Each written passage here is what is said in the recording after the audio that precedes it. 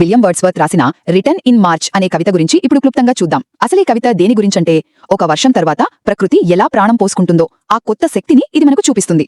దీన్ని రాసింది William Wordsworth. ఈయన్ని ఆంగ్ల రొమాంటిక్ యుగానికి ఆద్యుడు అంటారు. అంటే ప్రకృతిని కేవలం అందంగా చూడటమే కాదు, దానికి ఒక జీవం ఉందని నమ్మిన కవి అన్నమాట.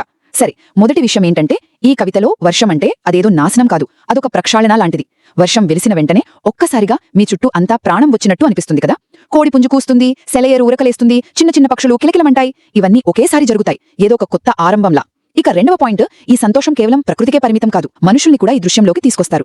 పొలాల్లోకి చూస్తే యువకులు, పెద్దవాళ్లు అందరూ కలిసి పని చేసుకుంటున్నారు. పశువులు కూడా హాయిగా మేస్తున్నాయి. అంటే ఇక్కడ విషయం ఏంటి? ప్రకృతికి కొత్త జీవం వచ్చినప్పుడు మనుషులు కూడా ఆ ఉత్సాహంలో భాగమవుతారు. రెండూ వేర్వేరు కాదు, ఒకదానితో ఒకటి పెనవేసుకున్నాయి.